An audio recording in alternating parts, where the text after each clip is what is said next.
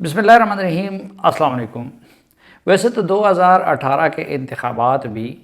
عملاً انتخابات نہیں تھے، بلکہ بے شرمی تھی، دھاندلی تھی، پولیٹیکل مینجمنٹ تھی اور سلیکشن تھی۔ لیکن 16 اکتوبر کو ہونے والے ضمنی انتخابات بھی پاکستان کی تاریخ کے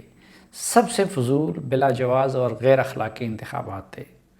اس معاملے میں دونوں فریق یعنی اتحادی حکومت اور عمران خان اخلاقی جواز کے اسلحے سے لیس نہیں تھے۔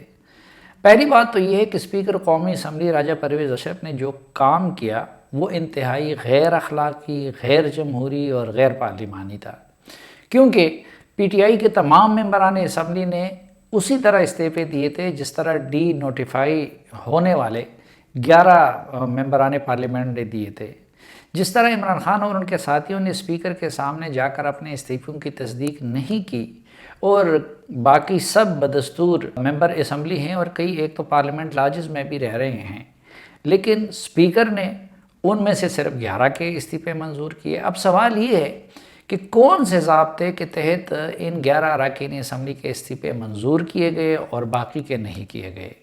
یا تو عمران خان سمیت سب کے استعفے منظور کرنے چاہیے تھے یا پھر ان 11 کے بھی نہیں کرنے چاہیے تھے۔ یوں حکومتی اتحاد کے پاس کوئی اخلاقی جواز نہیں تھا۔ دوسری طرف ایسے عالم میں جبکہ سندھ اور بلوچستان میں سیلاب کی وجہ سے آج بھی لاکھوں لوگ بے گھر ہیں اور خیبر پختونخوا بدامنی کا شکار ہے، حکومت کی طرف سے اسی طرح کی بلا ضرورت ضمنی انتخابات کا ڈرامہ رچانا ان لوگوں کے ساتھ ظلم سے کم نہیں تھا۔ چونکہ اخلاقی جواز نہیں تھا، اس لیے حکومتی اتحاد الیکشن کے لحاظ سے کنفیوزڈ رہی۔ مریم نواز وغیرہ نے انتخابی مہم میں کوئی دلچسپی نہیں لی۔ الیکشن سے چند روز قبل وزارت داخلہ نے الیکشن کمیشن میں انتخابات ملتوی کرنے کے لیے درخواست دی، جبکہ دوسری طرف حکومتی اتحاد میں شامل اے این پی کے ایمل ولی خان نے اس فیصلے کو عدالت میں چیلنج کیا۔ ایک ہفتہ قبل تک اے این پی اور جے یو آئی گورنر کے مسئلے پر آپس میں حالت جنگ میں تھی، لیکن اچانک بارگیننگ کر کے اے این پی نے گورنرشپ جے یو آئی کے سپورٹ کر دی اور اس کا بھی صوبے کے عوام اور اے این پی کے ورکروں نے برا منایا۔ اب آ جائیے دوسری فریق یعنی عمران خان کی طرف۔ تماشا یہ ہے کہ انہوں نے قومی اسمبلی سے استعفے دے دیے ہیں، لیکن اپنے ممبران پر اعتبار نہیں یا پھر اسمبلی میں واپس جانے کا ارادہ رکھتے ہیں، اس لیے معاملہ مکانے کے لیے عدالتی وضاحت کے باوجود اسپیکر کے پاس جا کر اپنے استعفوں کی تصدیق نہیں کر رہے ہیں، نہ استعفے واپس لے رہے ہیں اور نہ اسمبلی میں جا رہے ہیں۔ پھر جن ارکان کے استعفے منظور ہوئے تھے انہوں نے اسلام آباد ہائی کورٹ سے رجوع کیا کہ ان کے استعفے غلط طور پر منظور کیے گئے ہیں، لیکن جب عدالت نے ان سے کہا کہ کیا وہ اسمبلی میں واپس جا کر بیٹھنے اور اپنے حلقے کی عوام کی نمائندگی کرنے کی گارنٹی دیتے ہیں، تو عمران خان نے انہیں اس گارنٹی کی اجازت نہیں دی۔ اس اسمبلی کو پی ٹی آئی کے سوا باقی تمام جماعتیں جعلی اور سلیکٹڈ کہتی تھی اور اب اس میں بیٹھی ہوئی ہیں، جبکہ دوسری طرف عمران خان اس کے نتیجے میں بننے والی حکومت کو اب امپورٹڈ کہتے ہیں۔ ان کی سیاست کا ہدف اس اسمبلی کی تحلیل اور جلد از جلد انتخابات ہیں، جس کے لیے وہ اسلام آباد مارچ اور ہزاروں لوگوں کی زندگیاں خطرے میں ڈالنے اور خون بہانے کا رسک لے رہے ہیں، لیکن آسان کام نہیں کر رہے ہیں۔ مثلاً وہ اگر پختونخوا اور پنجاب کی اسمبلیاں تحلیل کر دیں اور قومی اسمبلی سے استعفوں کی تصدیق کرا دیں تو حکومت کے پاس نئے انتخابات کے سوا کوئی چارہ نہیں رہے گا، لیکن اپنے ایم این ایز اور ایم پی ایز کی سیٹوں کی غیر مضر قربانی دینے کی بجائے وہ دوسروں کے بچوں کو قربان کرنے کا رستہ اپنائے ہوئے ہیں، کیونکہ اپنے بچے تو ان کے لنڈن میں بیٹھے ہوئے ہیں گولڈ سمتھ کے گھر میں۔ اسی طرح شاید یہ دنیا کی پارلیمانی تاریخ کا پہلا واقعہ ہے کہ پہلے سے رکن قومی اسمبلی اور اپنی جماعت کے پارلیمانی لیڈر عمران خان اسمبلی میں نہیں جا رہے ہیں، انہوں نے استعفیٰ دیا ہے لیکن اس کی تصدیق کے لیے اسپیکر کے پاس بھی نہیں جا رہے ہیں، اور پھر تاریخ کا یہ پہلا واقعہ ہے کہ ایک شخص اسمبلی کا ممبر ہے لیکن دوبارہ اسمبلی کا ممبر بننے کے لیے انتخاب لڑ رہے ہیں، وہ بھی ایک نہیں بلکہ نصف درجن حلقوں سے انتخاب لڑتے ہوئے امیدوار لوگوں سے یہ کہتا ہے کہ میں اسمبلی میں جا کر یہ کام کروں گا، لیکن عمران خان یہ کہہ کر لوگوں سے ووٹ مانگ رہے تھے کہ میں اسمبلی نہیں جاؤں گا اور اس اسمبلی کو رخصت کروں گا۔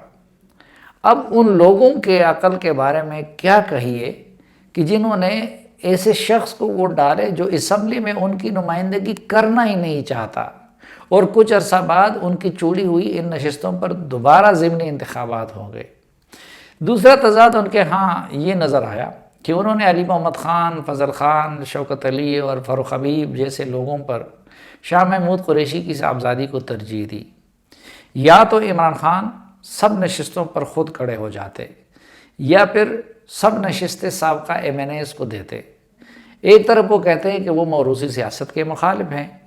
لیکن شاہ محمود قریشی جو پہلے سے ایم این اے ہیں اور ان کا بیٹا بھی پارلیمنٹ کا رکن ہے، اب ان کی بیٹی کو ٹکٹ دے دیا گیا۔ سوال یہ ہے کہ مردان میں پھر علی محمد خان کو کیوں ٹکٹ نہیں دیا گیا،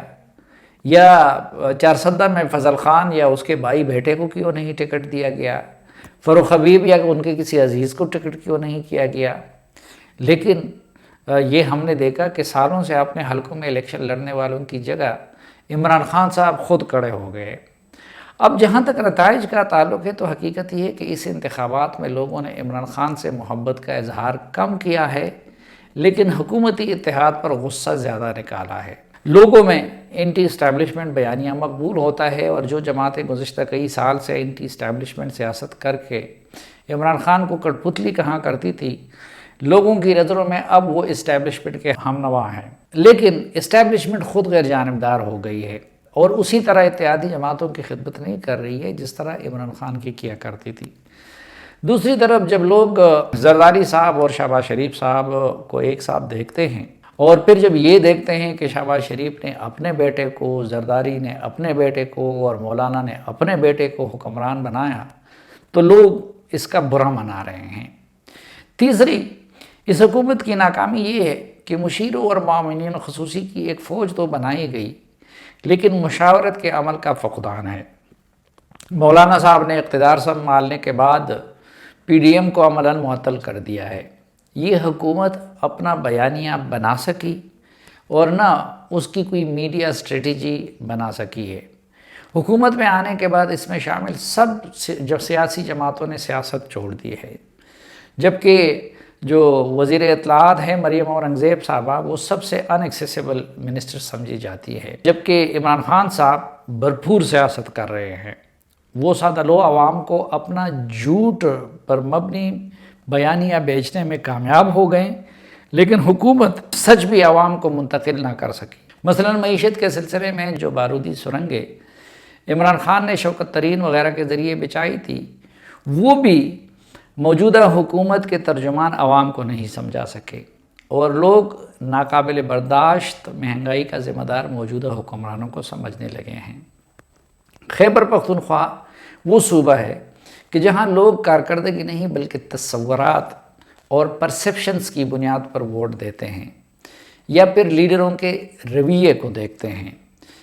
اس وقت وہاں کا نمبر 1 مسئلہ امن و امان ہے، جس سے بڑی جماعتیں بدقسمتی سے پیپلز پارٹی اور مسلم لیگ نون لا تعلق ہیں۔ اور میں پورے یقین سے کہتا ہوں کہ اگر عمران خان کے جواب میں